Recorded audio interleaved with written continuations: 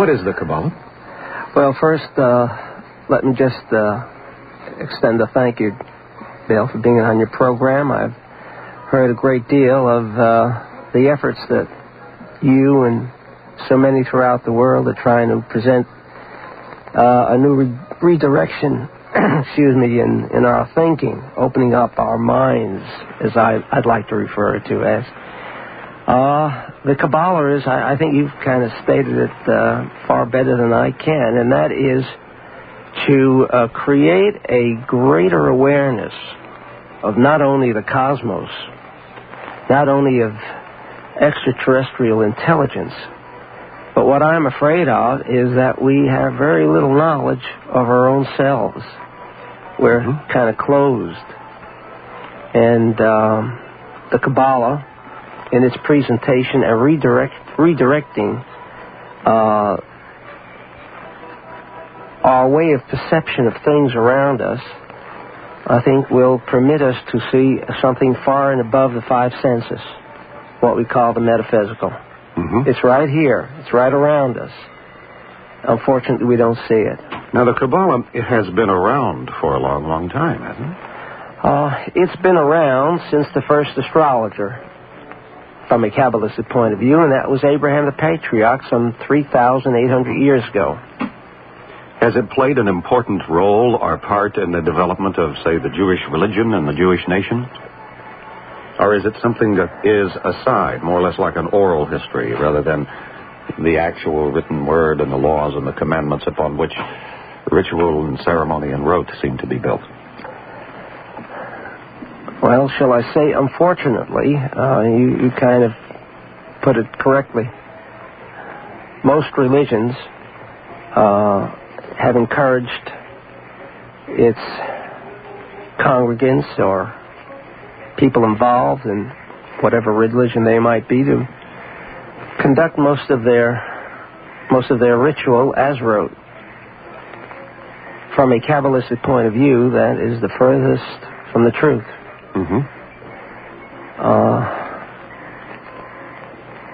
Religion as such, in my own humble opinion, has failed to some extent.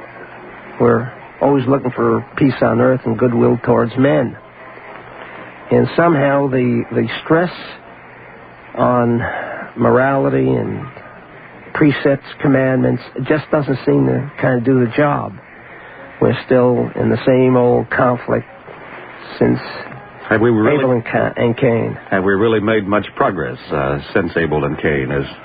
Is the question, I guess, that arises, and where I figure that progress would be made, and that is the true evolvement of the soul or the spirit.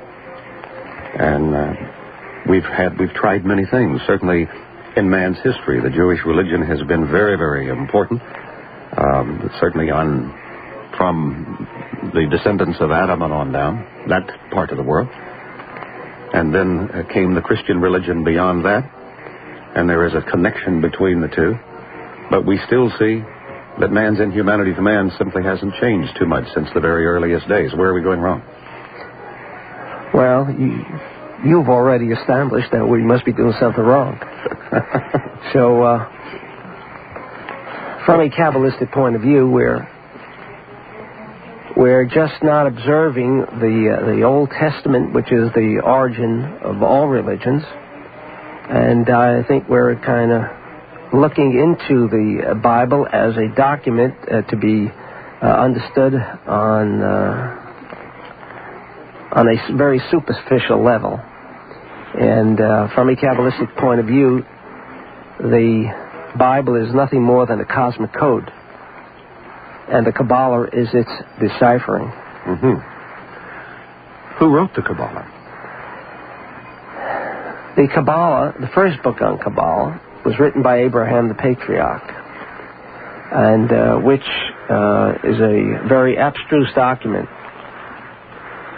However, it's the implications concerning astrological influences is so enormous and profound, and yet this document has been hidden and concealed for whatever reasons for some 3,800 years, and as head of Dean of the Research Center of Kabbalah, this is our primary thrust, to bring to all peoples of the world an awareness of what's really going on out there, rather than the preconceived notions that have brought us nowhere. Well, you say that the Kabbalah has been hidden for all of these years. Was it stuck away in a cave and found by a young shepherd boy, or has it been around but was maintained a sort of a mystic secret air to it because the time wasn't right for this new information, which is really old information, to get into the general wellspring of life? Or was it being held down because of political forces within a religious group, which have been known to have those? Well, I guess we prefer to remain non-political, and nevertheless, I think the statement you made concerning the time wasn't right is probably more closer to the truth. And in fact, the author of the Zohar, which is the principal text for the understanding of Kabbalah, makes it very clear to us that peoples of all religions in the age of Aquarius are going to receive this knowledge, the knowledge that will ultimately bring the feeling of love thy neighbor. The real feeling of it. That's right. When did is it Kabbalah? Is that the way you pronounce it? That's correct. I've been mispronouncing, from Texas. What am I supposed to say? Kabbalah? When did this start surfacing then among the people? And has it been surfacing just among the Jewish community, or has it been worldwide? Well, one of the basic principles of Kabbalah is the teaching of the three-column system, the triad.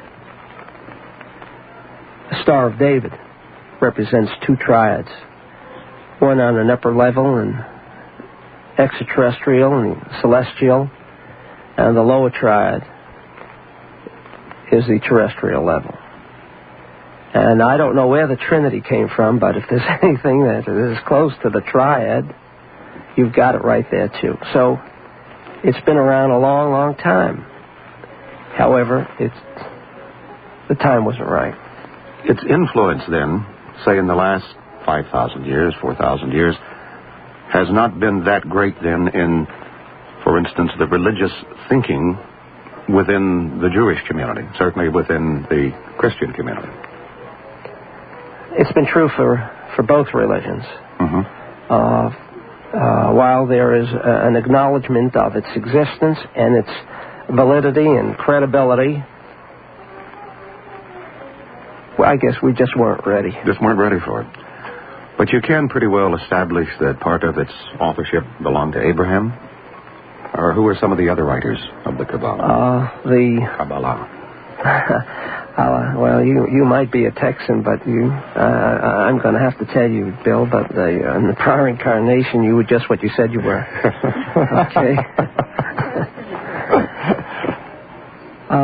We then, some 2,000 years ago, when the world met its first upheaval, a chaotic upheaval, disorder in the universe, both on the celestial and terrestrial level, and that was during the time of the destruction of the Holy Temple, which provided nourishment for all peoples of the world.